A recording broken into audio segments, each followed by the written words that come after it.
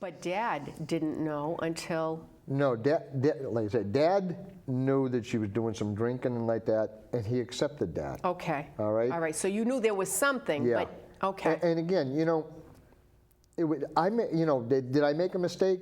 Yeah, I mean, she was... What parent hasn't, Yeah, though? but she was underage, she was doing it, and I should have stepped in. Would it have prevented her from being where she ended up? I don't know. She doesn't know.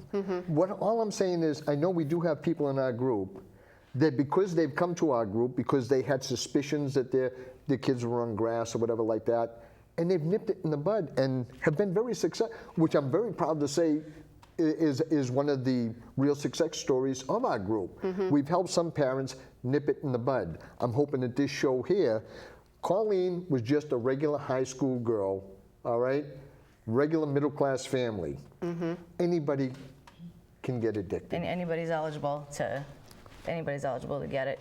And I wish there was some kind of like, you know, thing that I could tell them like exactly what to look for, so they'd be able to pinpoint like if their kids were using or whatever. Like, but there's not, because I don't know. It's just like a hard thing. But like, just like you're never too young to recover. You know what I mean? Like I've seen, you know, addicts come to meetings and they're young and they're getting it and they're getting years clean. You know, like 18, 19, 20 years old, and they get in years clean because like they're already seeing like I don't want this kind of life. Okay. You know, because there is a better kind of life. Like it's basically just wasting time. All the years that I drank and did drugs, all different kinds of drugs, whether it was weed, alcohol, all the way up to heroin, it was basically just like wasting time. You know, and kids are starting to see that now. And there are a lot heavier drugs out now, and kids are doing them younger. I've been to detoxes before. Kids are younger and younger Really? that are getting into detox, and they're doing heavier drugs. You know, because, and I don't know what it is. Like maybe they just don't have any fear of it, or they just don't know what they're in for. Like I don't know the answers to that, but there is another way. You can never be too young to stop using drugs.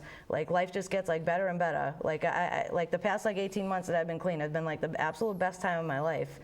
Like I just can't even like describe like the feeling that you get like being in recovery. Like it's really awesome. And the fact that he's in recovery too, and he knows that like, because of his group, if you know, God forbid, like I do have like a slip, you know, a relapse or something like that, like he's gonna be okay, because he knows that there's nothing he can do to control that. Like it's all about like him being okay. Okay, You know? let's just for the viewing audience, when you say your dad's in recovery, he's in recovery based on what you've been through. Right. Yeah. So the Circle of Hope is basically a group that helps the parents recover Yes. Right. from the knowledge, knowing that their child Yeah. is And I'll now- be honest with you, you know, when a parent is in recovery and their kid is active, ours is like, you know, when they slip, they get high and this and that, you know, and they're off. But when they do that's when the parent basically has their relapse.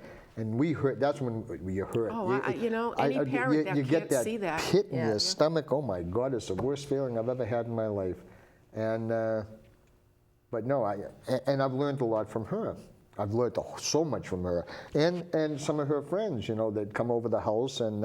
Imagine that my friends are welcome over his house again. Like it's been years since anything like that's happened. So that's. Her friends helped me on my campaign. That's right. I saw you holding this. Yeah. Yes.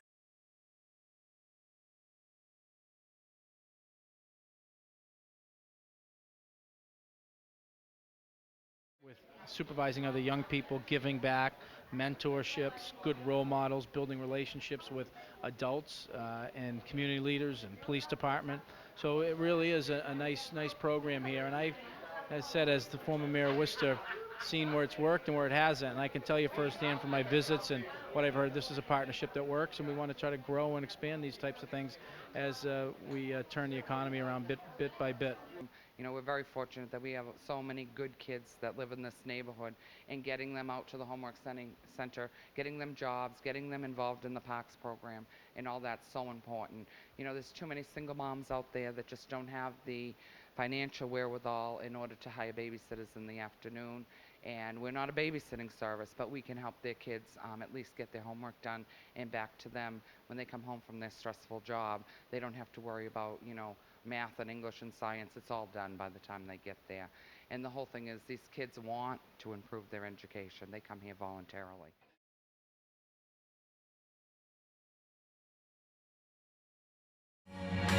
Touching me, touching you.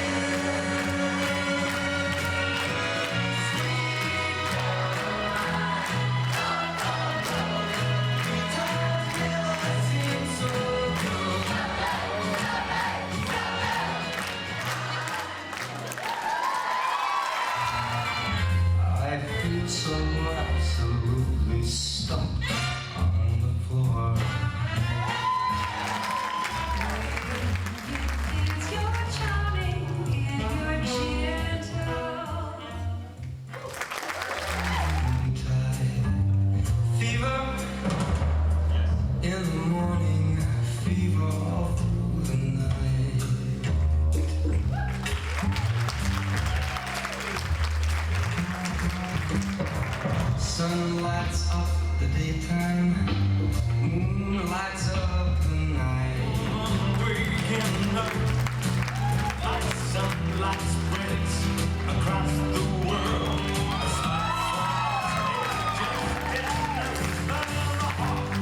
Every girl, there's a homespun family tree. The best is yet to come, babe, won't that be fine? You think you've seen the sun, but you ain't seen it shine. I'm just a baby in the business of love. I'm just a nobody ever found that. Somebody save me. I'm just a baby in the world was new beneath the blue umbrella. The judges selected Director of Environmental Services Mary Abdu and her partner Mick Durkin as winners of Dancing with the Hospital Stars. This event raised $13,000 toward a Trilogy stereotactic system, which can treat smaller, hard-to-reach tumors in less time with fewer side effects. With just what the doctor ordered, this is Karen Hayden reporting from Methuen Now.